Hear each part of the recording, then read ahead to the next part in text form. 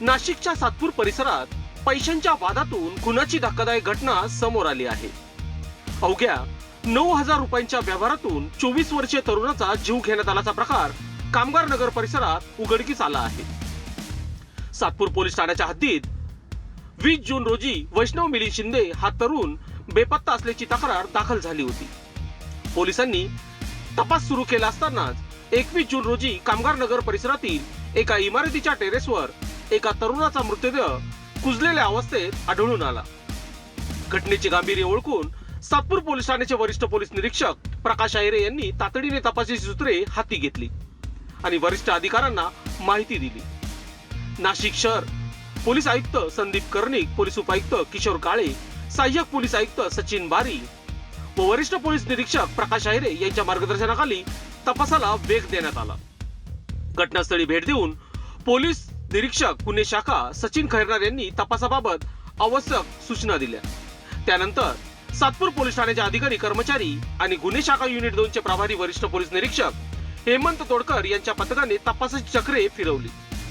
मानवी कौशल्य, स्थानिक माहितीदार आणि तांत्रिक तपासाच्या आधारे पोलिसांना संशयित आरोपी कृष्णा राकेश दुसाने याच्याबाबत माहिती मिळाली। हा आरोपी नाशिक रोड रेल्वे स्टेशन परिसरातून मुंबईच्या दिशेने पळून जाण्याच्या तयारीत होता। मात्र पोलिसांनी सापळा रचत अवघ्या 12 तासाच्या आत आरोपीला ताब्यात घेत खुनाचा उलगडा केला। पोलिसांच्या तपासात धक्कादायक माहिती समोर आली आहे। मृत वैष्णव मिलिंद शिंदे याला आरोपीने 9,000 रुपये हात उसने दिले होते। हे पैसे परत मागितल्यानंतर वाद झाला। शिवीगाळ आणि धमकीच्या रागातून आरोपीने टोकाचे पाऊल उचलल्याची कबुली दिल्याचे पोलिसांनी सांगितले। 19 जूनच्या मध्यरात्री धारदार शस्त्राने हल्ला करून हत्या केल्याचा संशय असून त्यानंतर आरोपीने मृतदेह लपवण्याचा प्रयत्न केला। 2 दिवस मृतदेहाची विल्हेवाट लावण्याचा प्रयत्न सुरू होता। मात्र मृतदेहाचा वास परिसरात पसरल्याने हा प्रकार उघडकीस झाला। या संपूर्ण प्रकाराचा तपास सातपूर पोलीस ठाण्याचे वरिष्ठ पोलीस निरीक्षक प्रकाश अहिरे करत आहेत।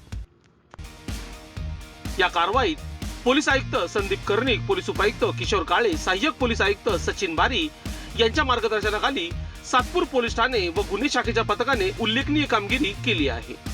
या पथकामध्ये सहाय्यक पोलीस उपनिरीक्षक अनिल अहिरे, पोलीस हवालदार दीपक खरपडे, तुषार देसले, सचिन सुपले, किशोर बेंडकुळे, सोनू खाडे, सागर गुंजाळ, सचिन अजबे, अमोल मोरे, संजय दराडे, पारस देशमुख, योगेश्वर गायकवाड, रवींद्र जाधव, रोहिदास कनोजे, सानिला शिरसाट, गोकुळ वाबळे यांचा समावेश होता।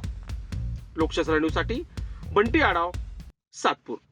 दिनांक 20 जून 2026 रोजी सातपूर पोलीस स्टेशन येथे वैष्णव मिलिंद शिंदे वय वर्ष 23 राहणार कामगार नगर याची मिसिंगबाबत नोंद झालेली होती।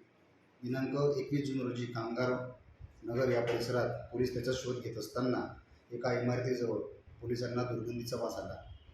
त्या संबंधाने पाहणीकरिता पोलीस टेरेसवर चढले असता एका गोणीमध्ये त्यांना रक्तमिश्रित आढळून आलं। त्यानंतर गोणी उघडली असता त्याच्यामध्ये पुरुष जातीचे प्रेत दिसून आले होते। पोलिसांनी लागलीच तिथे घटनास्थळी धाव घेतली सर्व वरिष्ठ अधिकाऱ्यांनी। त्याच्यानंतर तिथे FSL व श्वान पथकाला देखील पाचारण करण्यात आलं आणि पोलिसांनी त्या मृतदेहाला पुढचं पंचनाम्यासाठी व त्याचं पोस्टमॉर्टम करण्यासाठी शासकीय रुग्णालय येथे त्यांना रवाना करण्यात आलं होतं। त्याच्यानंतर मृताची मिसिंग व्यक्ती त्याच परिसरात राहणारी होती, त्याच्यामुळे मृताच्या नातेवाईकांना तिथे बोलवण्यात आलं आणि मग मृताची ओळख पटवण्यात आली। तर त्या मृतदेहाचं जे सापडलं होतं त्याचं नाव होतं वैष्णव मिलिंद शिंदे, ही आपल्याकडे मिसिंग व्यक्ती। तर पोलिसांसमोर मोठं आव्हान होतं की कुठल्याही प्रकारचं खून नव्हता या गुन्ह्यामध्ये आणि कोणी केलं, कोणी अज्ञात मारेकऱ्यांनी याच्यावर हल्ला केलेला आहे, तर आम्हाला ते शोधून काढण्याचं पूर्ण आव्हान होतं मोठं।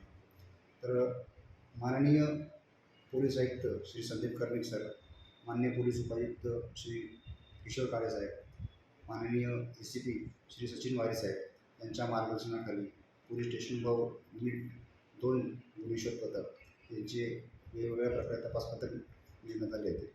त्या अनुषंगाने आज पहाटे आरोपी कृष्णा राकेश दुसाने वय वर्ष 18-19 हा मुंबईकडे पळून जाण्याचा बेतात होता। तर त्याला सापळा रचून सातपूरच्या DB पथकाने त्यांना ताब्यात घेतलेलं आहे. ताब्यात घेऊन त्याच्याकडे चौकशी केली असता त्याने हे सांगितलं आहे की जो मयत आहे वैष्णव त्याला याने 9,000 रुपये हातसुमारे दिले होते, पण तो ते काही परत करत नव्हता आणि परत मागितले तर त्याला राग यायचा. तो त्याला शिवीगाळ करून मारण्याची धमकी देत होता.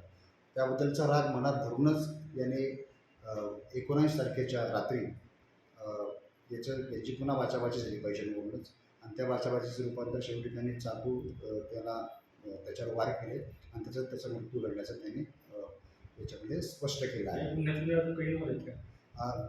कोणी इतर साथीदार असल्याचा संशय तक्रारीमध्ये नमूद करण्यात आलेल्या फिर्यादीमध्ये, त्या अनुषंगाने देखील तपास सुरू आहे.